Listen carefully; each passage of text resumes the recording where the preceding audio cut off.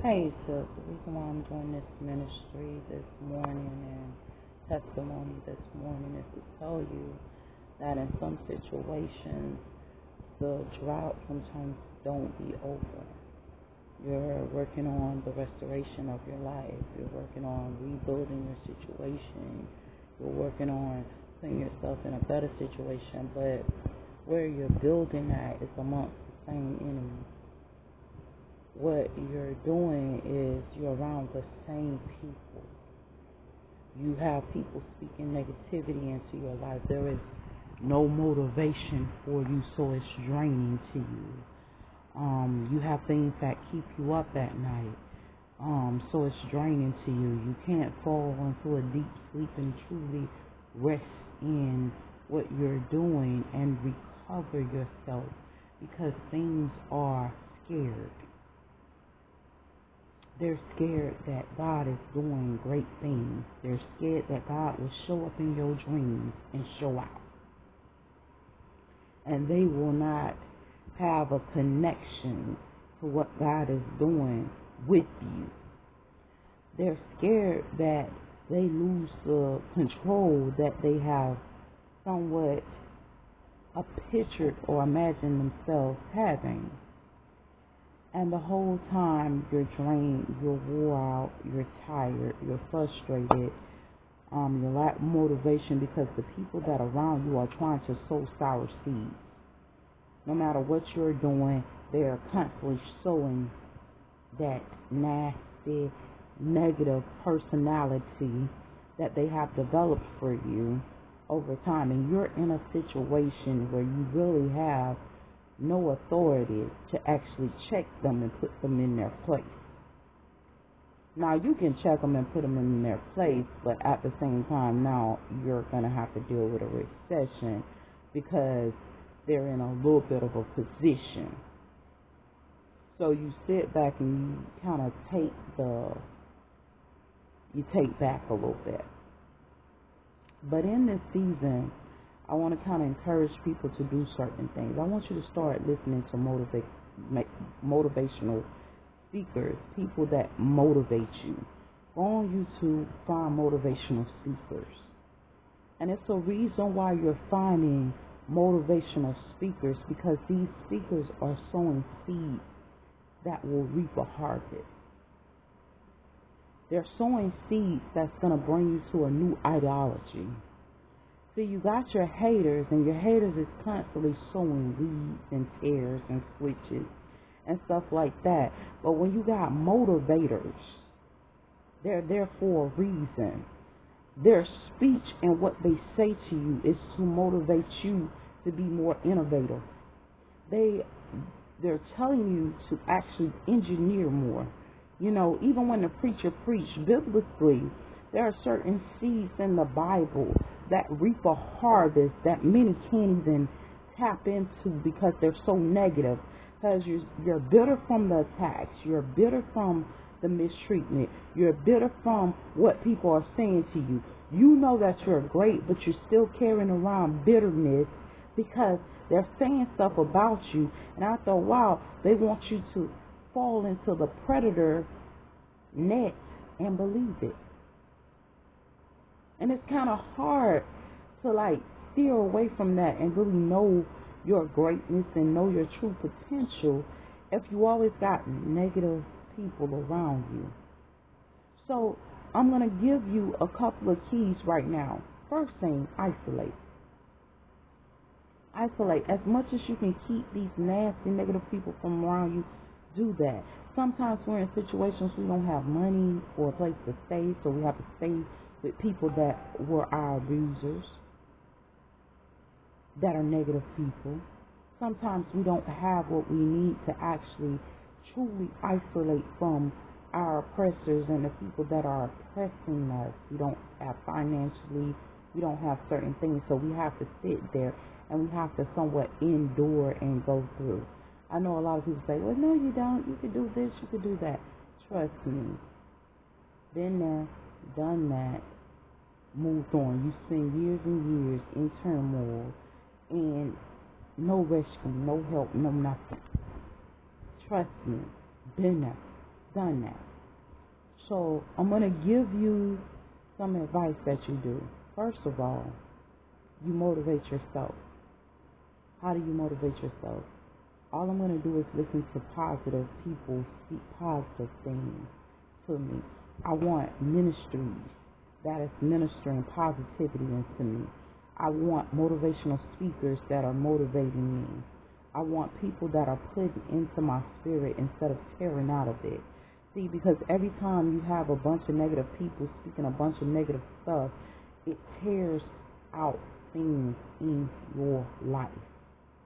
But when you finally have people that speak positive things into your life, you begin to grow.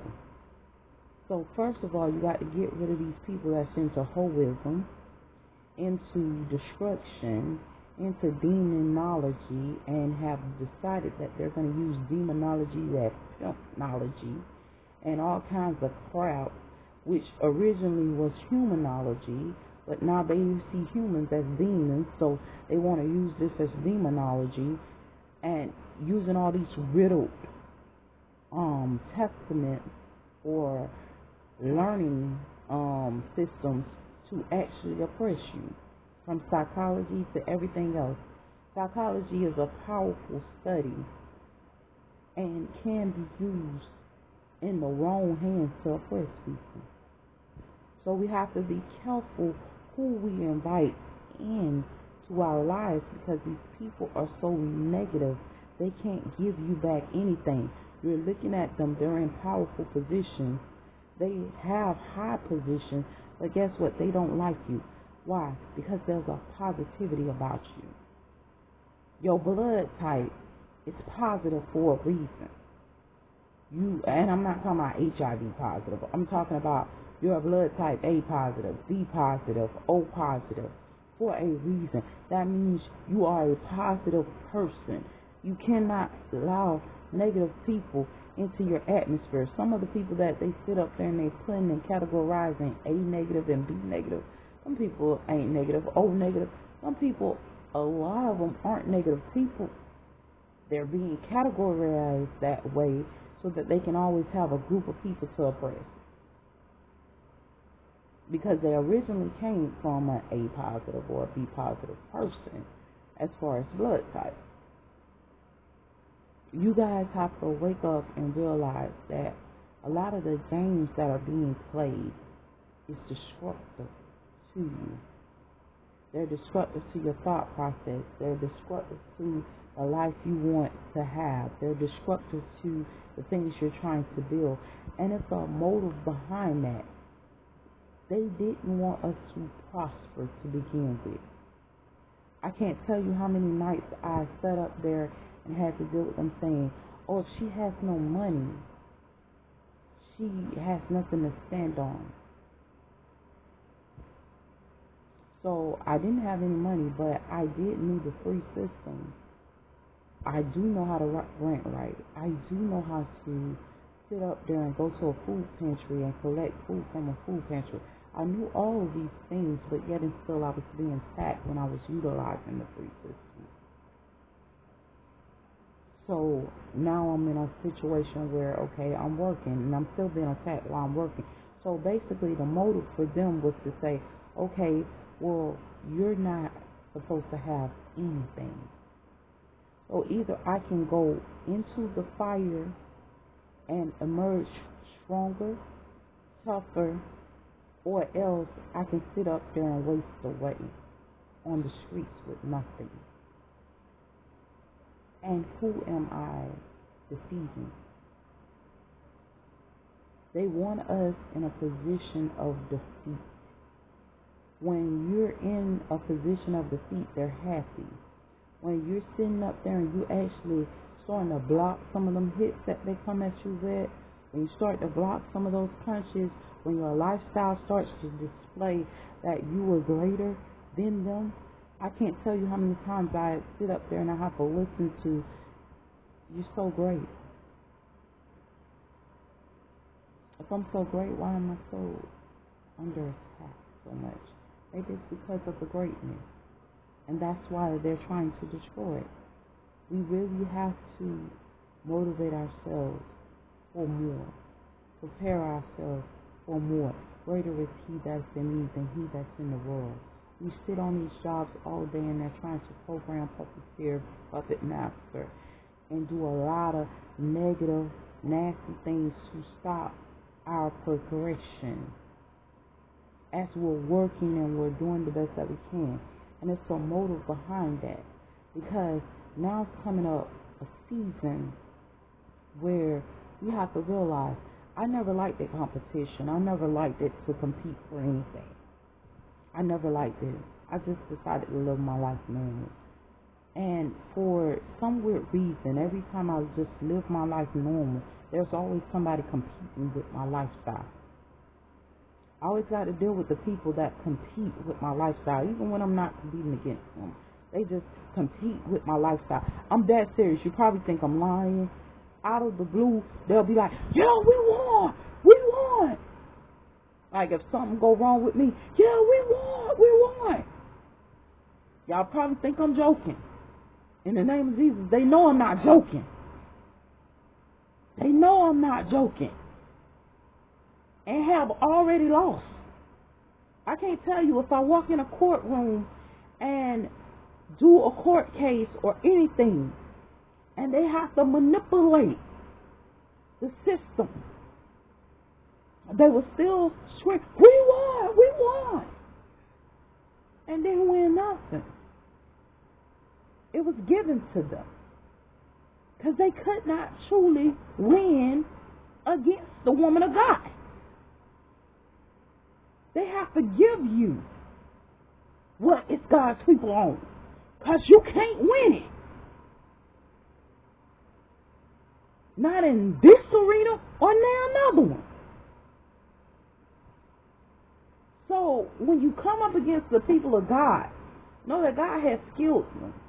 God has multiplied. God has, I blessed you before I foreknew you. I formed you in your mother's womb. And I blessed you.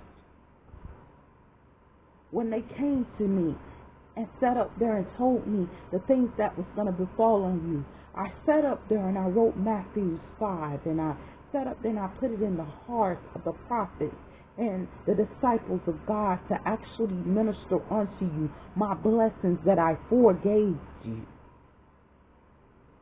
Blessed are you. You are blessed. Even when you feel cursed, because this blessing sometimes feels like a curse, because there's some winners that's trying to compete against you and you're just trying to live your life. You're just trying to live your life, but they so used to winning. And when they come upon you, they can see another winner. They can see a growth there. Hold on, wait a minute. This one was more blessed. They see that blessing.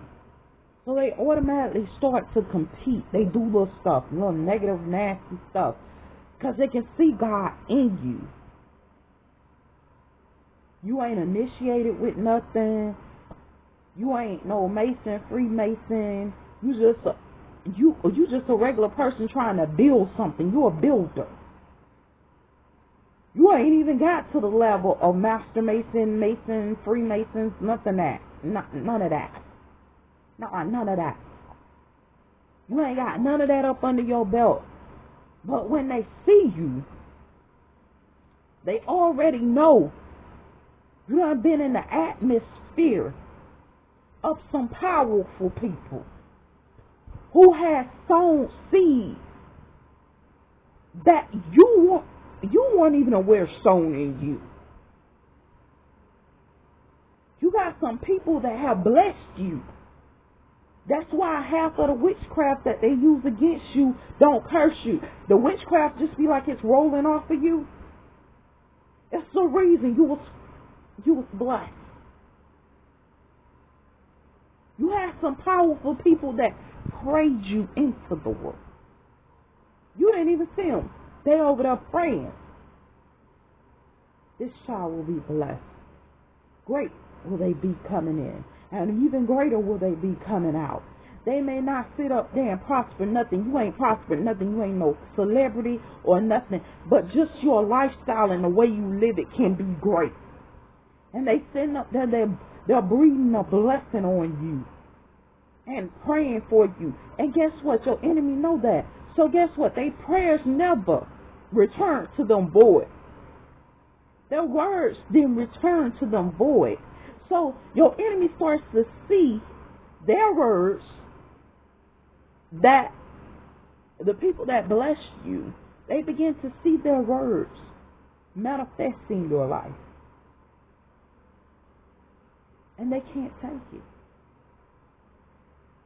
So they come trying to reap those words up, those seeds up, those blessings up, those motivations up, those things that was given to you. They're trying to reap them up.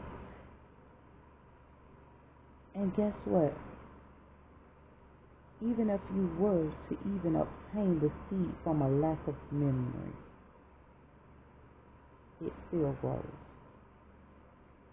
What is mine is mine, and what is yours is yours.